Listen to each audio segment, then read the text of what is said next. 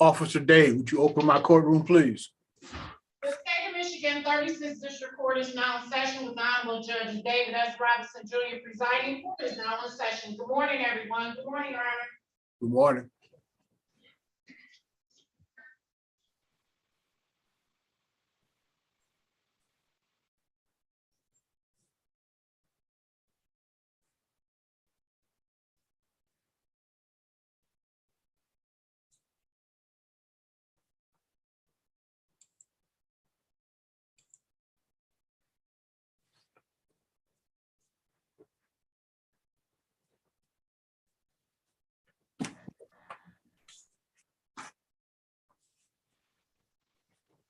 Mr. Hildner?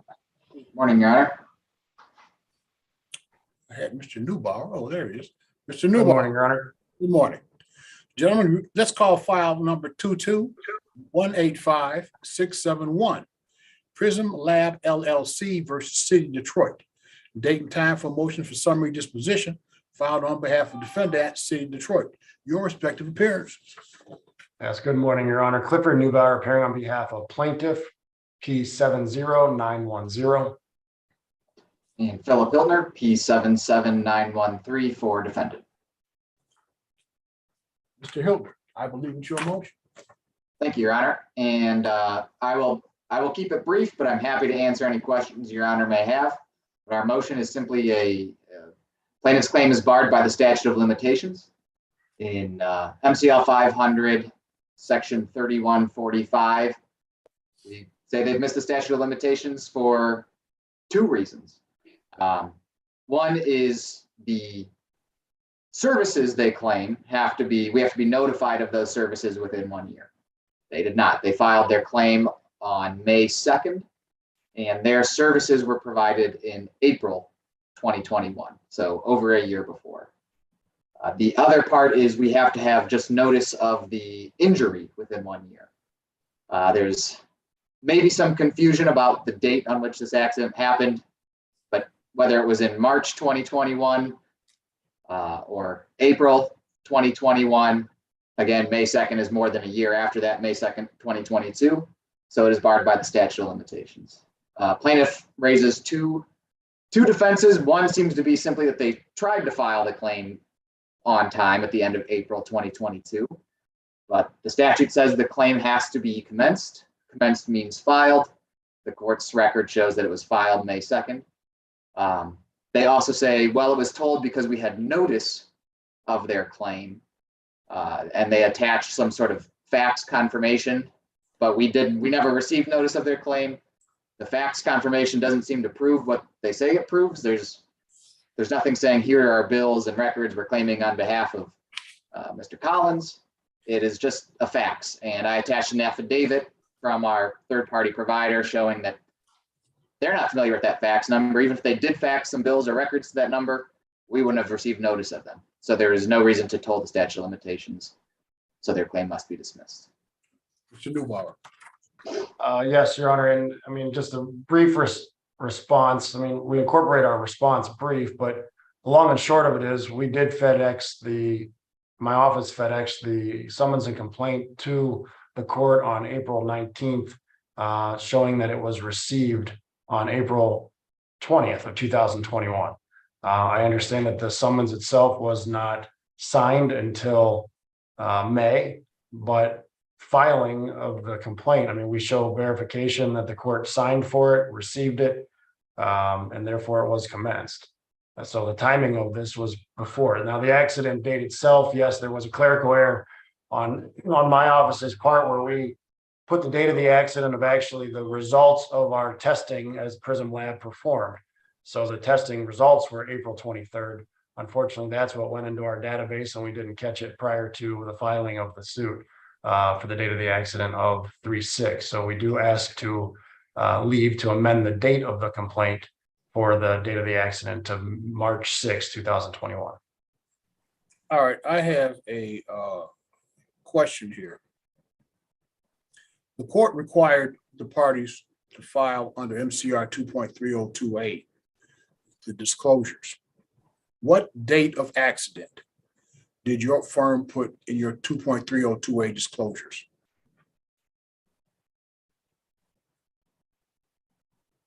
I will pull that up. My guess is the April date, Your Honor. Again, because we were using our database system, but let me confirm that.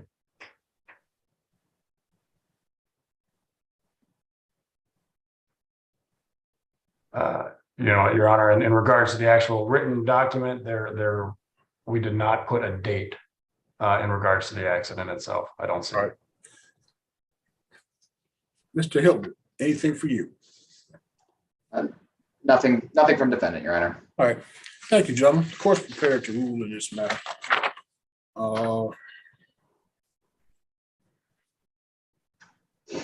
The matter before the court is a claim for summary disposition under MCR 2.116C7 statute of limitations, 2.116C8 claim failure to state a claim upon which relief can be granted, 2.116C10 claiming there be no generation of material fact except as to the amount of damages. In this matter, the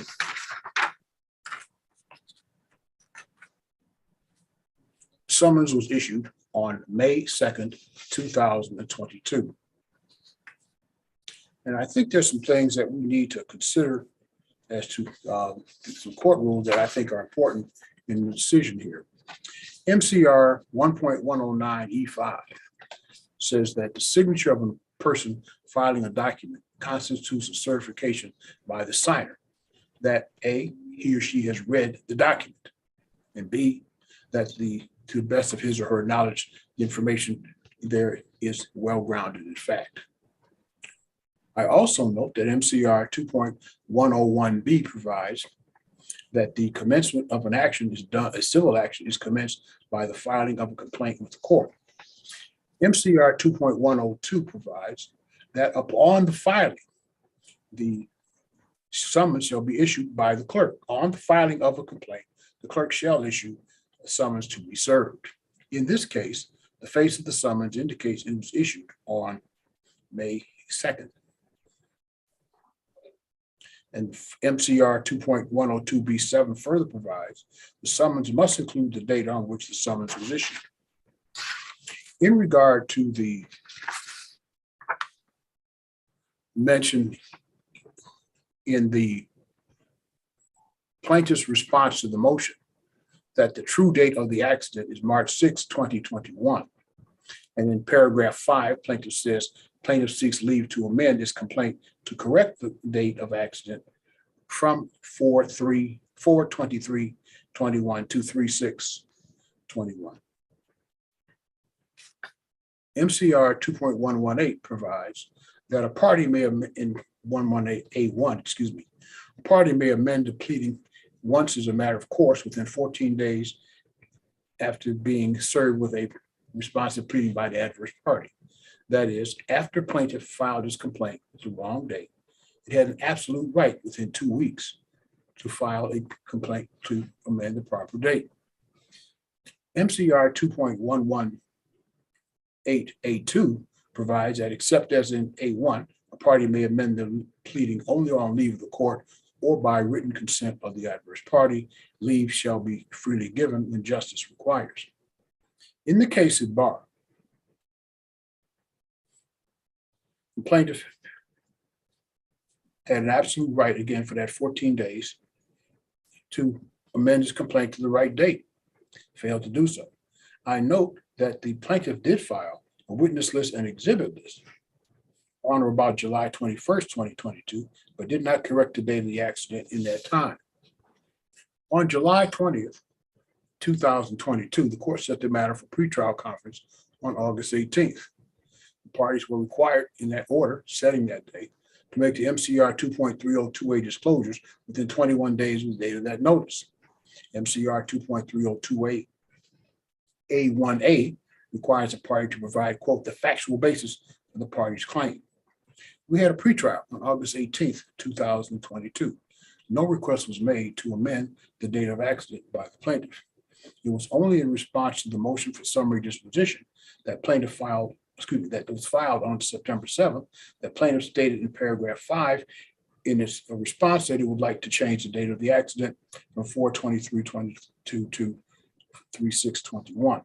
I note for the record, no motion fee has ever been filed, no stipulation by parties to change the date has ever been filed, and no motion to amend has ever been filed. The court is not unsympathetic to the idea that there might have been a problem with the data of lag time here in filing. But the fact of the matter is, the date of the complaint, the date of summons was issued, is the date of the filing. That's May 2nd, 2022. That's more than 1 year. Motion for summary disposition under MCR 2.116C7 is granted. I'll send out an order today. Anyone aggrieved by my decision, of course, has an absolute right to appeal. That appeal must be perfected in 21 days of today in the Wayne County Circuit Court. I note further for the record that if March 6th is indeed the correct date, then more than a year had elapsed prior to the time the American Express was even given the package to mail. Thank you, gentlemen. I appreciate you coming in. We'll send out an order today. Have a good day. Thank you, Your Honor. Thank you, Your Honor. Be safe. Take care. We're off the record.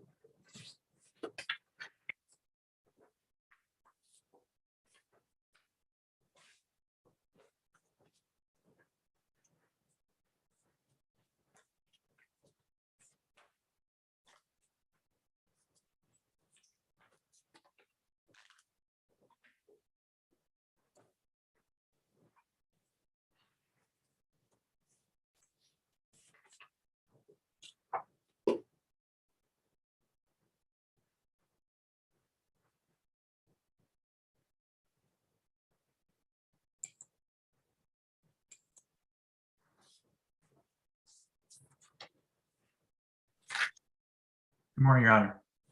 Good morning. How are you? I'm good. Mr. Hershkovich, I think I got the wrong guy in here. Mr. Neal, what are you here for? Good morning, Your Honor. Here for Public Service Credit Union versus. Okay. My old eyes punched on the wrong button. You go back to the waiting room. I don't have your appointment, but I do have the other side in Mr. Hershkovich's case.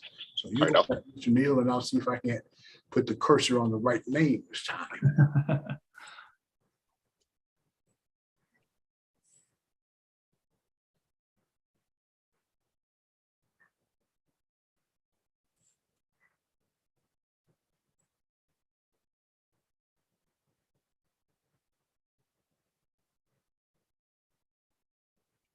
Good morning, Your Honor. I apologize about that.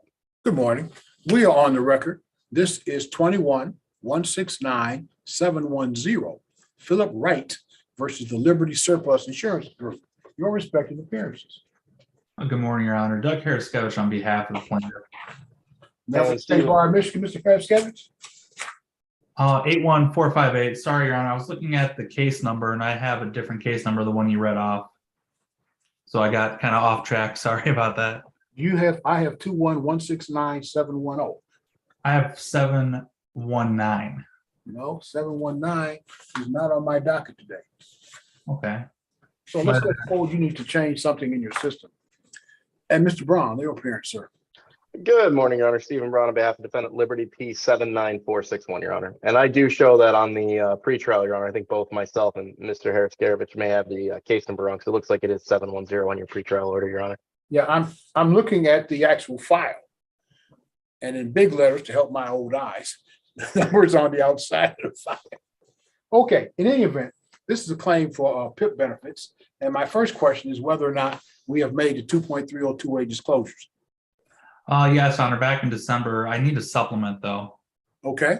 And how about you, Mr. Braun? Your Honor, we have provided the claim file and initial disclosures, and as plaintiff's counsel points out, we're just waiting for a complete demand. He's just following up with some bills. My understanding is from the handling attorney. Okay, Mr. Harris-Skevich. Yes. What's your amount of claim? Let me rephrase, anywhere near my jurisdictional max? No, not at this time. Okay. All right, gentlemen, what I'll do, So we'll get you to finish the work that you're gonna have. I'm looking forward, not sending to me, but to send to the other side that supplement in regards, sir, to your initial disclosures. We'll have you guys back again. We'll see how we're doing on the file. Your Honor, if I could ask, could you put us in a breakout room? Oh, sure, I'll be happy to do that. Thank you. Let me get you guys a date, and then I'll put you in the breakout room. If you settle the case, come back to me. If you don't, then go ahead on your separate ways. All right, sounds Talk to good. you next time we're together. For our next date, October 24, which is a Monday at 10 o'clock. Does that work for everybody? That is fine, Your Honor. And just to be clear, Your Honor, written discovery remains open until that date, correct? I have not opened written discovery. Oh, I apologize, Your Honor. My understanding was that it was open, but No, look what I then did. request written discovery to be open, Your Honor. 2.302A. It does not apply to district courts unless ordered by the court, which for me doesn't make any sense. I mean, to me, the whole concept is we're trying to get as much information out to the other side about our claim as soon as we can. So what I have not done is I have not opened any discovery at all. But after the disclosures have been made, if either of you feels a particularized need for discovery, I'll be happy to entertain your motion. I'll also remind you that you can do any kind of discovery, written or otherwise, by stipulation. The concept, Understood, Your Honor. the reason I went forward and my practice is to do the 2.302A disclosures initially is that I find that in most cases, that's going to be all parties need to evaluate their positions. And I know that, excuse me, I'm really trying to, in district court cases, to the extent that it's possible, avoid the most expensive type of discovery, which is, of course, depositions.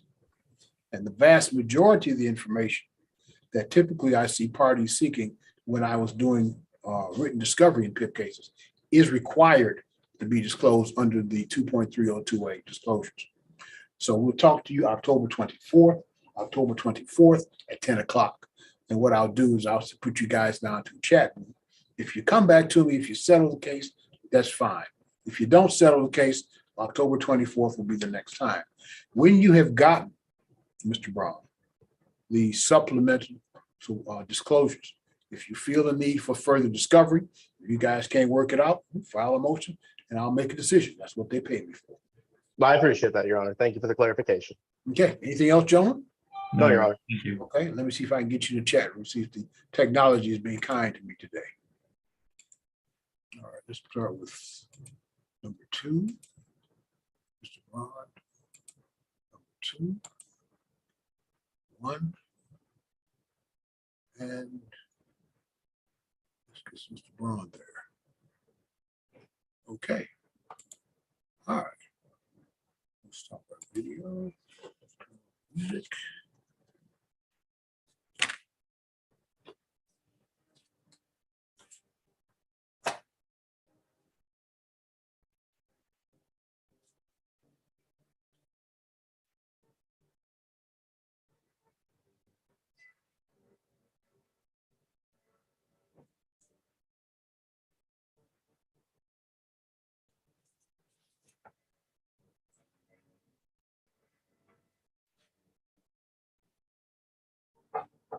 Come in.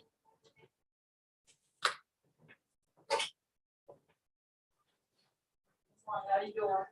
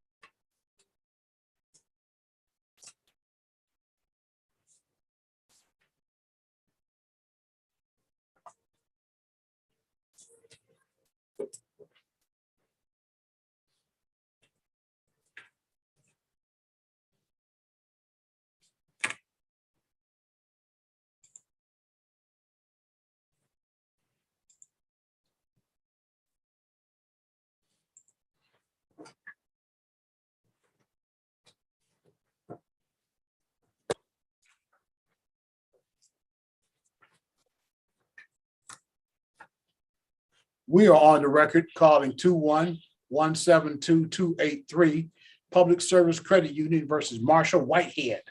By a notice dated September 6, 2022. This matter set for hearing today, September 26th at 10 o'clock on the plaintiff's motion to set aside dismissal, enter default and default judgment. Could I have your appearance? Good morning, Your Honor. Wesley Neal on behalf of Public Service Credit Union, P number 80307. Mr. Neal, did you get any pleadings from Mr. Marshall? No, Your Honor, we did not receive any response, contact, or pleadings from the defendant.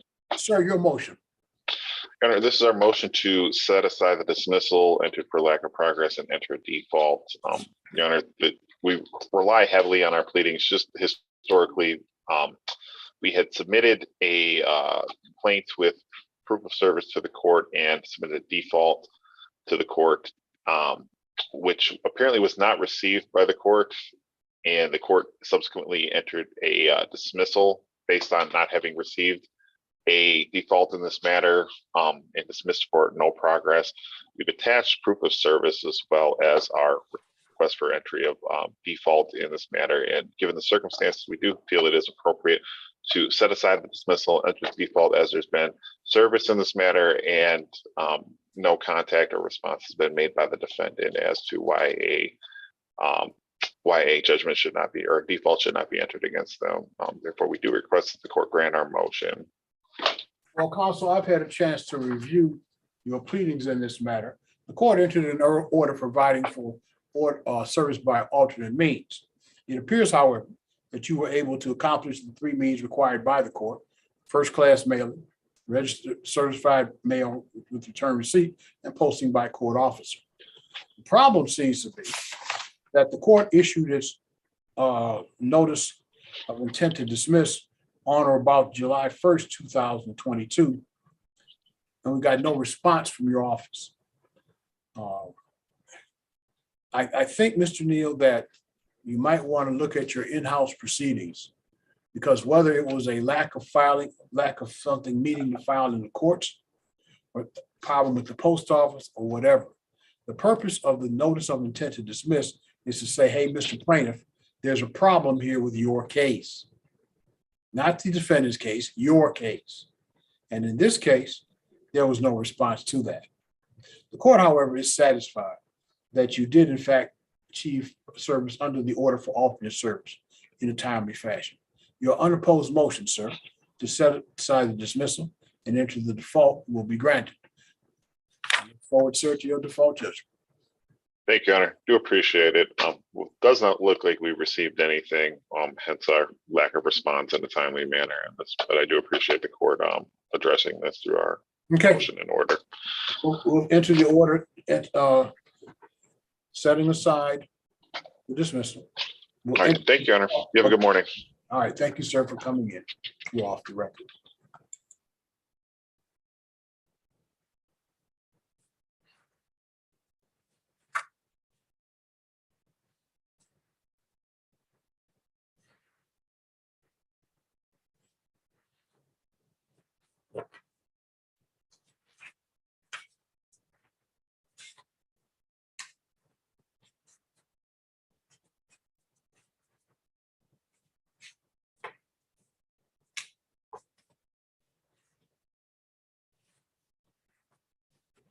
We are on the record calling file number 22187-858. This file is entitled Royal Rose Properties versus Andrea McCaskill. By a notice dated September 6, 2022, and sent to the parties on that day, we are here today for plaintiff's motion for entry of default judgment. Matter scheduled at 10 o'clock. It's now after 10:30. Plaintiff has failed to appear. The motion for entry of default judgment will therefore be dismissed. Record. Stop video.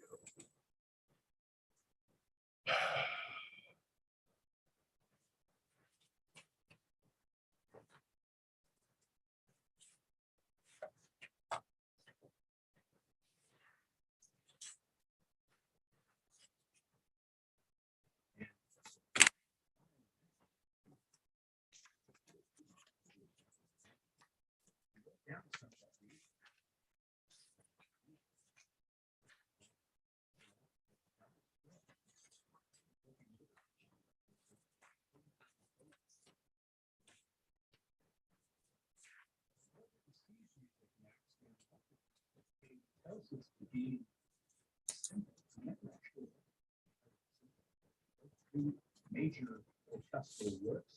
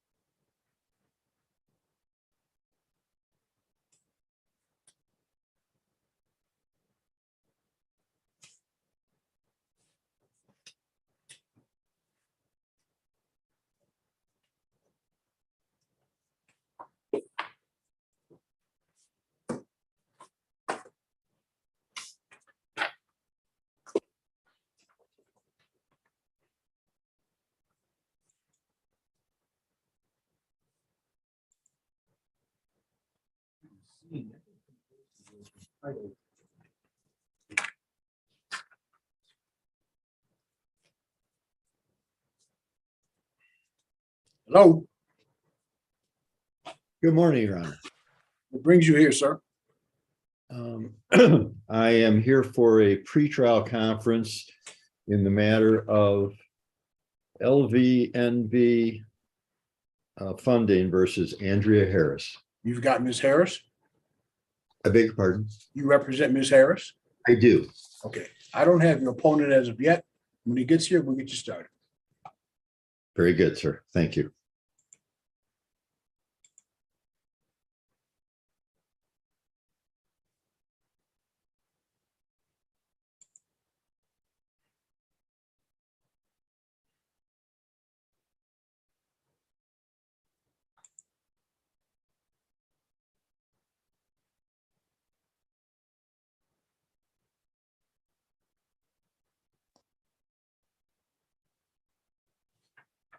Good morning.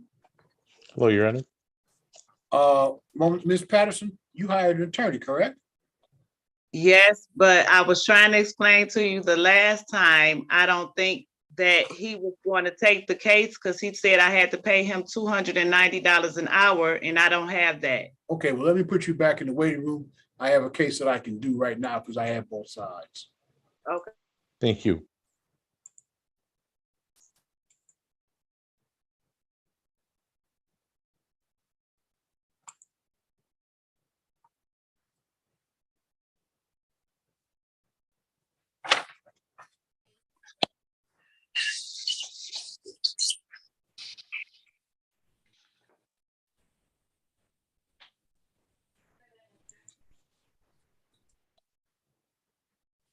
All right, gentlemen.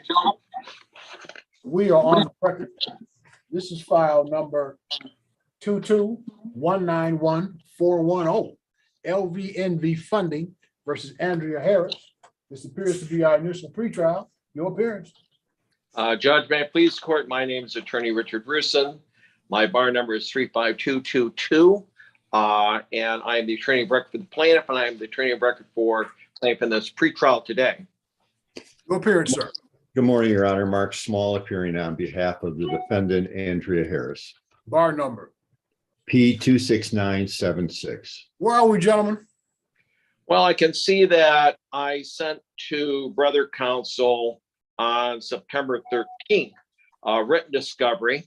I see that brother counsel and I should say my office has had either email or telephone conversation with brother counsel as of September the 20th. If the case cannot be settled, I can tell brother counsel I'm going to subpoena through brother counsel's offices, Miss Harris's bank for the statement history involved where there's been actual payments made on the credit card. That's where I stand at the moment. Your Honor, I have been trying for 5 or 6 weeks to discuss this matter with opposing counsel. I've had no response to my emails or my telephone telephone messages. Well, that's an easily resolved problem. Here's what we're going to do. I'm going to give you gentlemen a return date. Your return date with me will be October 24 at 11 o'clock. Does that work for everybody? Yes, Judge. Well, let's see, October the 24th. It's a Monday. Yeah, that's fine. Mr. Small? Checking, Your Honor. Yes, sir. No, Your Honor, I'm in the Oakland County Circuit Court on that date.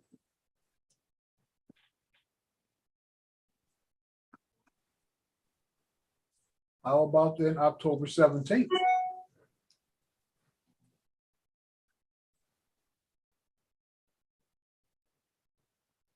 No, I have a FINRA arbitration on the 17th.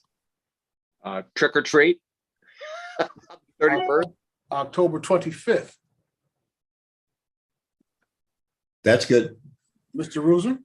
That'll be fine, Judge, but I can tell you, Judge, I will probably have appearance counsel or one of my partners at that hearing. I will be traveling out of state to a law convention. All right. October 25th, 11 o'clock it is. While we're here, Your Honor, may I ask if council would set up a date on which we can have a telephone conference to discuss this matter? Perhaps we can put a breakout room right now. I have a better idea than that. I'm going to put you guys into a chat room right now. That's a better idea. Okay, So we'll talk to you again, or we won't. October 25 at 11 o'clock. thank you. All right, great. Gentlemen, to a chat room. Your written discovery, gentlemen, remains open. All right. All right. Mr. Ruza, Mr. Small. Easily resolved problem. Easily resolved problem. Let's not, let's admit all here.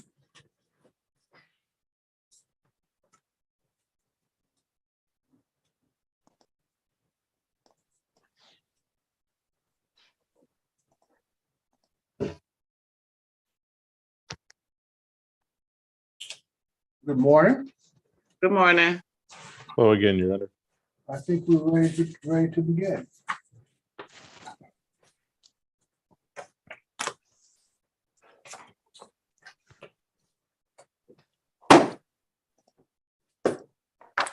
We are on the record calling file number 21167-134.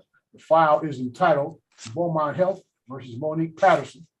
Your respective appearances. Thank you, Your Honor. Hal Burke, P69068, attorney for Beaumont Health on this case. Good morning, Judge. Daniel Randazzo on behalf of Monique Patterson, P39935. Okay, Ms. Patterson is here, but because her counsel is here, I will mute her and we will begin with our pretrial. So, gentlemen, where are we on this file? Judge, if I may, I've had little or no contact with Ms. Patterson. I sent her a stip in order to withdraw. I know the last time she indicated she could not afford me and would not want to go forward with an attorney. So I'm making an oral motion to withdraw. When did you file your appearance, sir?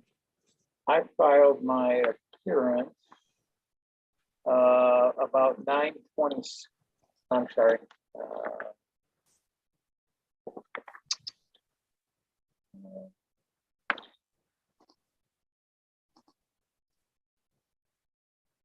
believe in July. No. I should tell you, Mr. Randazzo, I cheat. I ask questions to which I know the answer. Your appearance was filed August the 29th.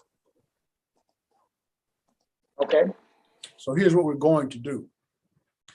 I am not going to entertain an oral motion, given your recent appearance. If you want to file a written motion, you can calendar it for our next pretrial. That next pretrial will be October 24th at 11 o'clock.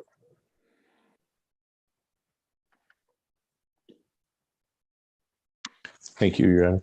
And I will put you, Mr. Randazzo, and Ms. Patterson into a chat room for whatever conversations you deem appropriate.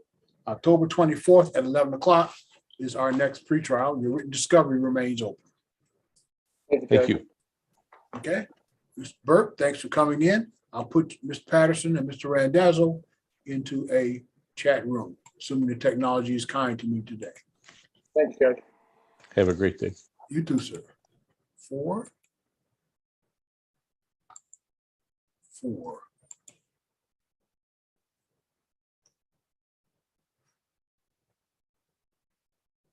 Yes, it's her. There's him. Good.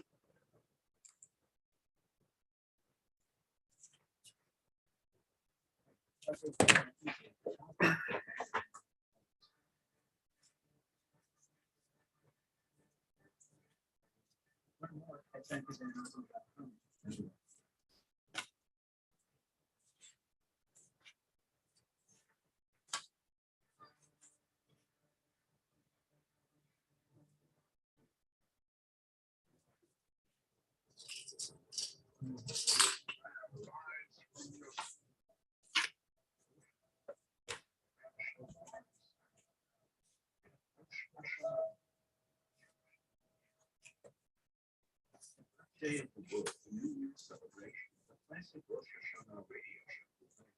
The Western Wind Open Sunday, Monday at 6 p.m.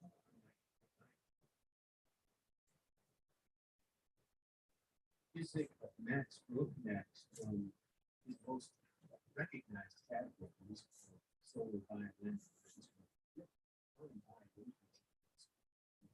First two years, first one.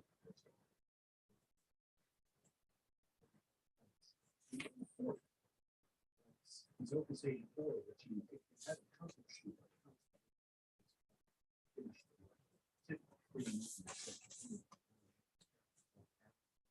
Nearly 20 minutes long. It's a full-on showpiece of the solo violin. Right here by Charlotte Floyd, Ricardo.